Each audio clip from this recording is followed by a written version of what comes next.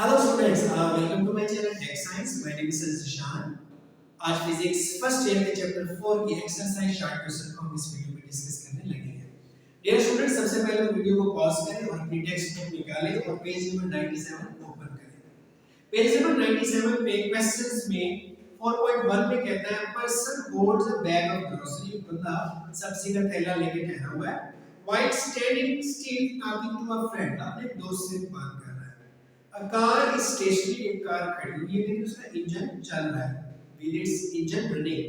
कहता है from the standpoint of view, how are these two situations similar? कहता है बताओ ये दोनों केसेस सिमिलर कैसे हैं? देखो मेरे भाई, इन दोनों केसेस में there is no displacement, displacement नहीं है, so no work is done, work भी नहीं है। displacement 0 है, W is equal to F D, D की जगह पे 0 पुट करो, work done 0।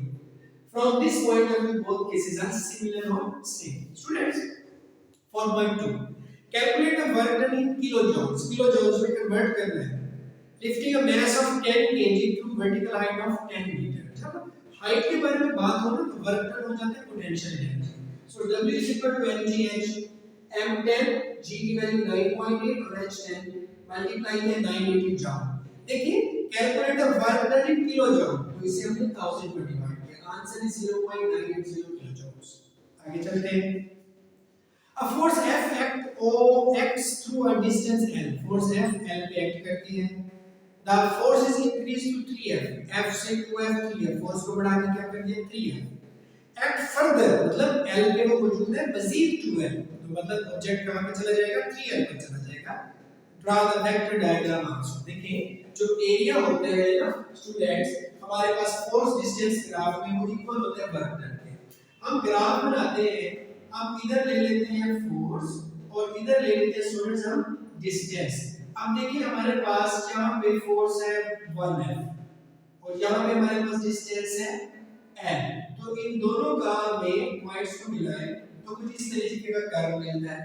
फिर वो कहता है force is further increase to 3F। Force को बढ़ा के यानी भाई उसने क्या कर दिया 3F और मजीद जो ऑब्जेक्ट है उसने मूव किया फर्दर टू L पे ठहरा है, तो फिर ये आगे क्या आएगा 2L, फिर क्या आगे हो जाएगा 3L। तो 3L के लिए जो फोर्स है वो बढ़कर क्या हो जाएगी 3L और यहाँ पे डियर स्टूडेंट्स क्या हो जाएगा डिस्टेंस 3L। तो हमें कुछ इस तरीके का क्या मिल जाएगा ग्राफ मिल जाएगा। तो ये हमारे पास कुछ इस तरीके से एक ग्राफ बनेगा। हमने वर्क डन फाइंड करना है। देखिए फर्स्ट ट्रायंगल के केस में work done is equal to force multiply L और सेकंड के केस में स्टूडेंट फोर्स क्या है हमारे पास, इनको ऐड करना है 3L मल्टीप्लाई डिस्टेंस कितना है L से 3L 2L। इसको सॉल्व कर लो, आंसर आ जाएगा आपके पास 7FL। आगे चलते हैं हम। क्वेश्चन नंबर हमारे पास है 4.4। कहते हैं बताओ किस केस में ज्यादा वर्क डन होगा। When a 50 kg bag of books is lifted through 50 cm, 50 kilogram का किताबों का थैला है उसको 50 सेंटीमीटर तक आपने उठाया। 50 kg हाइट 50 सेंटीमीटर, मीटर में लेके जाने के लिए 100 पर डिवाइड किया तो 0.5 मीटर। लिफ्ट कर रहे थे तो 1 is equal to mgh, answer is 245 joules। Second case में कहता है कि 50 केजी क्रेट को पुश करो 2 मीटर तक 50 न्यूटन की फोर्स के साथ। 50 केजी क्रेट 2 मीटर पुश किया 50 न्यूटन फोर्स के साथ, तो वर्क डन इज 100 जूल। तो कहते हैं किस केस में ज्यादा वर्क डन होगा स्टूडेंट्स, फर्स्ट केस में। 4.5 object has 1 joule of potential energy. एक ऑब्जेक्ट है उसका जो एनर्जी है वो 1 जूल है। इसका क्या मतलब होता है? तो dear students, it means work done on a body by force of 1 newton. 1 newton की फोर्स लगती है which has lifted the body to 1 meter, जिसे हमने उठाया कहां तक स्टूडेंट्स 1 मीटर तक। the work has been stored in the body, work body में स्टोर हो गया in the form of potential energy, potential energy की शक्ल में जो 1 जूल है। object having 1 joule of potential energy means ability to do work of 1 joule। potential energy is equal to mg की formula आपने पुट कर दिया आसान लफ्जों में। 1 जूल अगर वर्क करोगे तो बॉडी के अंदर 1 जूल पोटेंशियल एनर्जी स्टोर होगी है जो चेंज होकर वर्क में कन्वर्ट होगी, because work and energy are interconvertible। Now moving toward question number 4.6, इसमें कहता है a ball of mass m is held at height of h1 above the table। h1 पर उसे आपने टेबल पर रखा है। the table top is at height of h2 above the floor। Table का जो ऊपर वाला हिस्सा है वो H2 है ग्राउंड के रेफरेंस में। स्टूडेंट कहता है बॉल के अंदर जो पोटेंशियल एनर्जी है वो mgh1 है और उधर कहता है उसके अंदर एनर्जी जो है h1 h2 है। मतलब एक स्टूडेंट कहता है जो एनर्जी है वो mgh1 है, दूसरा कहता है एनर्जी है mgh1 mg into h1 h2। हमने ये बताना है फर्स्ट स्टूडेंट ने जो टेबल है उसका रेफरेंस पॉइंट जो पोटेंशियल एनर्जी के लिए लिया है वो नीचे से लिया है, सेकंड स्टूडेंट ने जो रेफरेंस पॉइंट लिया है वो ऊपर का लिया है। तो दोनों अपने रेफरेंस पॉइंट के लिहाज से ठीक है, दोनों की बात ठीक है, रेफरेंस पॉइंट दोनों का डिफरेंट है। तो हम ये कह सकते हैं कि पोटेंशियल एनर्जी में ग्राउंड को अगर आप लेंगे, ग्राउंड को अगर आप लेंगे रेफरेंस पॉइंट तो दूसरे स्टूडेंट की बात ठीक है। मतलब आप कहोगे कि ग्राउंड को रेफरेंस लो तो दूसरे स्टूडेंट की बात ठीक है, लेकिन अपना अपना पॉइंट ऑफ व्यू उनका रेफरेंस पॉइंट ऑफ व्यू के लिहाज से ठीक होगा।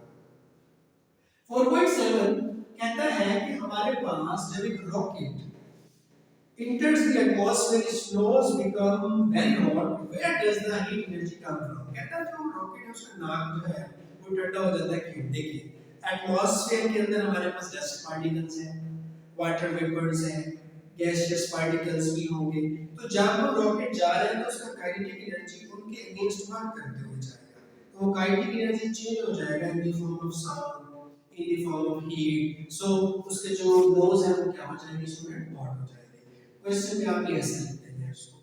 4.8 में कहता है what sort of energy in the following, compressed spring में elastic potential energy, water in the tank में ग्रेविटेशनल पोटेंशियल एनर्जी और मूविंग कार में kinetic energy. 4.9 a girl drop a cup from certain height, लड़की ने cup को certain height से गिराया, means to से संडे का दिन है, मेरे लिए चाय लेके आती है मुझे उठाने के लिए, जैसे वो चाय का कप मुझे देने लगती है उसके हाथ से गिर जाता है, तो होता क्या है जब वो हाइट पे होती है कब, तो उसके अंदर ग्रेविटेशनल पोटेंशियल एनर्जी होती है, जैसे गिरा वो कन्वर्ट हुई काइनेटिक एनर्जी में, काइनेटिक एनर्जी के बाद जैसे वो जमीन से टकराया क्या हुआ, फ्रैक्चर हुआ, हीट प्रोड्यूस हुई और क्या प्रोड्यूस हुआ, साउंड।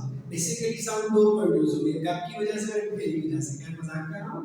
4.10 में कहता है एक लड़का है शरारती सा मेरी तरह जिशान साहब, uses a catapult, गुलेल को लेता है and throw a stone vertically, एक स्टोन को फेंकता है accidentally smashes the greenhouse window, एक ग्रीन हाउस की विंडो को खराब करने के लिए। कहता क्या एनर्जी चेंजेस हो गए, देखिए जब उसने कैटापुल्ट से उसको खींचा, रबड़ को खींचा तो इलास्टिक पोटेंशियल एनर्जी छोड़ा, स्टोन जा रहा है, काइनेटिक एनर्जी में कन्वर्ट हुआ, जैसे ग्रीन हाउस की विंडो से टकराया तो फ्रैक्चर हुआ, साउंड प्रोड्यूस हुआ और हीट प्रोड्यूस हुआ। डियर स्टूडेंट एग्जामिनेशन में आप इस तरीके से क्वेश्चन को सॉल्व कर रहे हैं, इसलिए मैं बोर्ड पर लिख देता हूं, तो अब इसको नोट भी कर लें, तब तक अपने इस चैनल का ध्यान रखिएगा। अल्लाह हाफिज।